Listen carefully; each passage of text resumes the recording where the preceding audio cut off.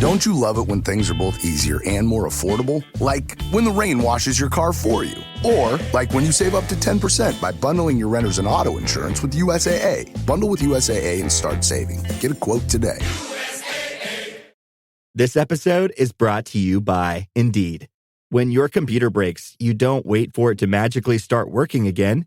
You fix the problem. So why wait to hire the people your company desperately needs? Use Indeed's sponsored jobs to hire top talent fast. And even better, you only pay for results.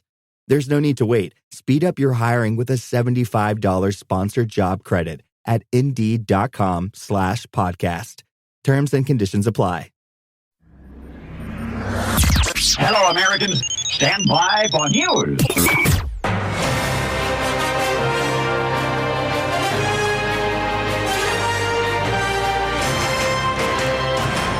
Spanning the globe to bring you the latest in classic rock news and comment. It's the Classic Guitar Rock Daily Update with your host, Jeremy Lunnan.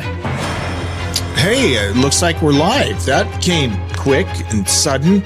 You know, it's been so long since I've done an update. I'm tempted to explain why it's taken me so long, but then I'm like, no, I don't want to. I just want to hop in and talk rock. So that's what we're going to do. This is our first Classic Guitar Rock Daily Update in what seems like forever. Guys, it's good to be back. It's good to be back. So let's jump right into it. Tom Petty. Tom Petty, he's like Joe Walsh. This is my own personal opinion. Everyone likes Tom Petty. Everyone likes Joe Walsh. Tom Petty's one of those guys everyone likes. I like him. Of course, he died in 2017, and we didn't like that. But Mike Campbell, longtime collaborator and guitar player, Mike Campbell, awesome dude. He was in Fleetwood Mac for a while. Remember that?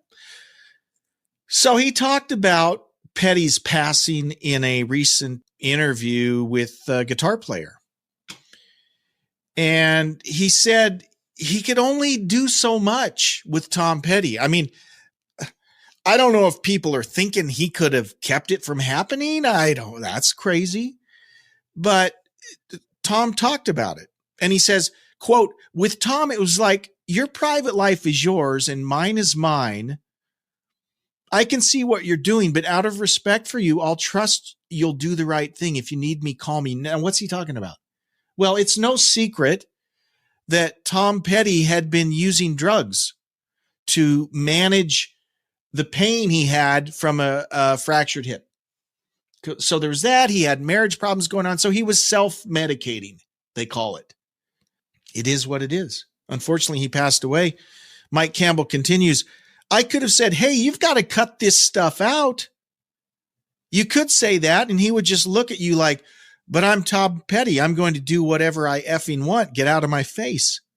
He continues, Tom made his own decisions about what he wanted, even to the last tour. That was his decision. He wanted to go on tour. Nobody was going to tell him no for any reason. We suggested to him that we could postpone the tour, but he said, nope, I'm doing this. And, they asked Mike, well, do you think the tour contributed to his death? Campbell says, I don't torture myself. My conscience is clear because Tom knew that I knew, and Tom knew that I wasn't forcing him and getting in his face about it. He says, the last conversation I had with Tom about it, I said, are you sure you want to do this? Are you up to it? He said, I'm not staying home. I'm going out. I want to do it. If I have to be in a wheelchair, I'm going to do it. I said, okay, then what? He said, well, when the tour's over, I'm going to get my surgery. We'll write some more songs. We'll make another record. And Campbell finally says, so I have no second thoughts about it. I don't beat myself up like that. I did all I could. So there you go. Again, Tom Petty, great guy. Speaking of performing in wheelchairs. Now, I don't mean to sound insensitive. I don't mean to sound crass. Don't think I'm a big fat jerk for saying this. But have you seen any footage of Heart's Royal Flush tour that's going on right now? I saw some, and I'm just being honest. It kind of made me sad. Not because Ann is sitting in a wheelchair, because she's in a wheelchair. But I saw a clip of her performing Alone. How do I get you alone? Okay, what I just did right there sounded better than Ann sounds. I'm just throwing it out there. Again, not trying to be harsh. But when you think of Ann Wilson, one of the greatest vocalists ever, male, female, I don't care. Ann Wilson, one of the greatest rock vocalists ever. She doesn't have it anymore. Okay. Lou Gramm doesn't have it anymore. Not being blunt, not trying to be mean, but at some point, when you get to your 70s, you might not have it anymore. And that's okay. It's okay. But yeah, kind of sad to see that footage that I saw. She was really struggling. You know, when I have a chance to talk about my favorite guitar player, Michael Schenker, I'm going to do it. Michael Schenker has announced U.S. dates in support of his new album, My Years with UFO. Okay, Michael Schenker's last 20 years of his career has been like retrospectives. You know, like, this is My Years with UFO. And then he's done a tour with I'm the best guitar player ever, or whatever. I don't remember what they're all called. Temple of Rock. Again, love Schenker, my favorite guitar player. But Michael has continually shot himself in the foot by having a album by committee, tour by committee approach, right? Had Michael Schenker kept one of his awesome singers, and I don't care, it could have been Graham Bonnet, who would have been my personal favorite. Graham Bonnet, Gary Barden, Robin McCauley, Doogie White. If he would have just kept one of those dudes, just keep him and make an album with him. And then guess what? Keep a bass player and a drummer. Every single album Schenker has done, it's like completely different guys. Not just the albums, the tours, the concerts. He'll take like 5 lead singers with him on his show. No identity. Okay. To the regular pedestrian music consumer, there's no consistency. Lead singers are so important. Even though he's had some great lead singers, he's had so many of them. There is not a recognizable Michael Schenker band sound because it's constantly revolving. Just going to throw that out there. Michael, come on. Let's just find a lineup and stick with it for at least 2 or 3 albums in a row. That's my advice to you. He's not calling and asking me, but I'm going to give it to him unsolicited. I feel like that intervention needs to happen, right? So they're going out on this new tour, My Years with UFO. So he's going to be doing all the great UFO songs. Love to Love by UFO. That might be my favorite song of all time. I mean, and it's like a ballad, but dude, that song just rocks in such a ballady kind of way. It just rips. And that showcases how great a guitarist the mighty Michael Schenker is. It's wonderful. So guess who his opening band is? This is kind of cool for all of us 80s throwback dudes. Armored Saint opening for the mighty Michael Schenker. The trek begins September 5th in Orlando. So we got time. It concludes on October 12th. It's not a long tour in Houston. Armored Saint will join from October 2nd through October 12th. So probably someone else will be opening before that. And let me see here. He released the album here. This is exactly what I'm talking about. Okay. He released the album, My Years with UFO, last September. The star-studded LP features re-recorded versions of songs from the guitarist's brief but significant tenure with the band UFO, which yielded classics such as Lights Out, Too Hot to Handle, Doctor Doctor, and Rock Bottom, and of course the aforementioned Love to Love. But here's the problem. Okay, again, nothing against these singers, but it's like this whole committee approach, not the best way to do it.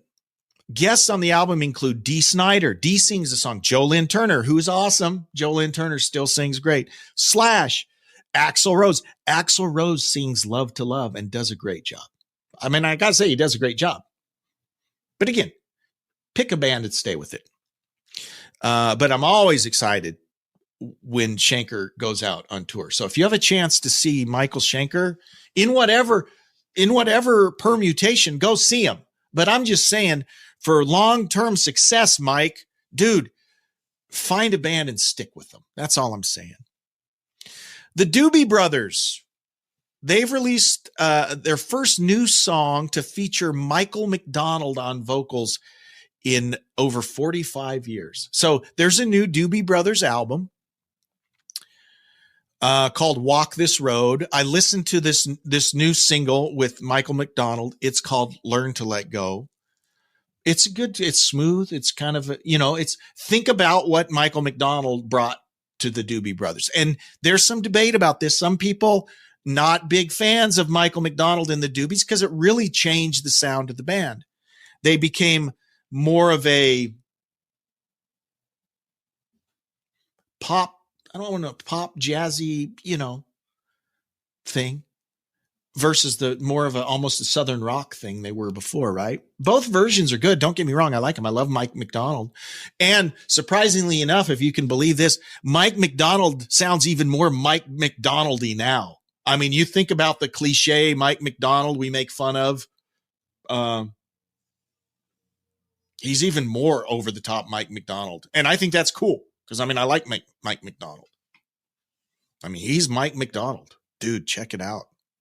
And his hair is like fluorescent white. I don't know if you've seen him lately. His hair and his beard. He's like, he could be Santa Claus, but he still can sing. It's awesome. You need to check that out. Got some touring news. Little Feat. It's funny. Last night on X, we did one of those X spaces where you do like it's a kind of a live chat thing. We did it. And we were talking about Little Feat last night. One of the guys on the call, because I said, hey, I knew that Little Feat is like doing new music and doing a tour. Is it legit Little Feat? Obviously Lowell, the lead guitarist, he passed away years ago. But this guy said, I think other than the guitar player, it's like original members. And he said he saw them a while back and they were awesome. So there you go.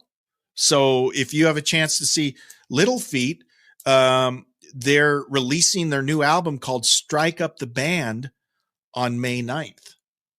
So Little Feat was a good band. They were one of those bands that never really got the acclaim they should have, but they were a great band. More touring news. Again, we talked about these guys last night also. Remember Cinderella? Shake me! Wow, night! Yeah, they're Tom Kiefer. I don't know why bands won't call me to be their singer. I haven't gotten any calls. But Tom Kiefer will hit the road this summer and fall for a U.S. tour. And again, for us 80s people, Gen Xers, this is made for us. The support act is L.A. Guns. Whew. That's a night of 80s rock goodness right there. The joint trek begins on August 28th in Louisville, Kentucky. It's Louisville, not Louisville. It's Louisville, something like that. Starts August 28th in Louisville, Kentucky, and concludes on October 4th in Stroudsburg, PA. Tickets for some dates are available now. Others go on sale to the general public on Friday. Check out Kiefer's website to get all the info you need. Cinderella, obviously they're lumped in with the hair band thing, which is not a bad. I like hair bands. Nothing wrong with hair bands. But they brought a little more. They were like to me between like a Poison, which was full on hair band. Not bad. Again, not bad. Poison. Say you got Poison and GNR up here. GNR, not quite a hair band. They had more rough around the edges, more swagger. Cinderella's kind of in between there, right? Not quite as swaggery as Guns N' Roses, but more grit than like your Poison. Does that make sense? I think that's spot on. They kind of had some some Rolling Stones, Aerosmith vibe. Not quite as much as GNR, but a little more. And Kiefer still he still plays and he's still out there. You need to check him out. Finally, I'm excited about this. Spinal Tap 2. Spinal Tap 2. The long-awaited sequel to 1984's rock mockumentary, This Is Spinal Tap, set for release on September 12th. Guys, remember the whole premise of Spinal Tap, This Is Spinal Tap, in 84 was that this is an aging rock band, dinosaurs that are coming back and trying to make another go at it. Guys, that was what, 40 years ago? Whew, they're really old now, but that's kind of the whole point of this movie. A brief teaser for the movie. You can check that out on YouTube or whatever. And you'll notice they have amps that do in fact go past 11 now. Okay. So check that out. David St. Hubbins, who's played by Michael McKean, Nigel Tufnell, Christopher Guest, Derek Smalls, Harry Shearer are all confirmed to return for the new movie, along with some real rock stars, Paul McCartney and Elton John. I have my doubts, right, that this is going to be, the cool thing about the original Spinal Tap was it was kind of underground, right? It was not a big, it kind of snuck up on people. In fact, I remember the first time I went and watched it, I had a buddy with me who was not really into music. He just went along because we all did. It literally took him like halfway through the movie till he realized it was fake. Because he was like, how could these guys be so dumb? And I'm like, dude, it's fake. This is not real. He's like, oh, but anyways, that was the magic of it, right? It just kind of came as a surprise to people. And we were all just pleasantly overjoyed by it. Paul Schaefer's Artie Fufkin and Fran Drescher's Bobby Fleckman are also set to return in the new movie. And hopefully there'll be some more drummers that croak that's what we want to see. It's like going to NASCAR. Don't lie to me. When we watch NASCAR, we watch it for the wrecks, don't we? We watch Spinal Tap for the exploding drummers. Let's just be honest, okay? You can also expect new music from Spinal Tap. And there could even be some Elton John and Paul McCartney songs in this could be really cool, or it could be really dumb, like Blues Brothers Beyond. Remember that? That was really bad. Okay, so anyways, that's coming up in September 12th. I think that'll be fun. Guys, I feel like a broken record. I sound like a broken record. Check out Classic Guitar Rock Radio. Okay, check it out. Give it a listen. You'll like it. You'll enjoy it. Thanks for watching. Thanks for following. Thanks for all your support. And as always, hey, it's great to be back. Live long and prosper. We'll see you later. Take care. Bye-bye. What you just said is one of the most insanely idiotic things I have ever heard. Thanks for listening. You can email Jeremy at classicguitarrock@mail.com. Everyone in this room is now dumber for having listened to it. Tune in each weekday for the Classic Guitar Rock Daily Update.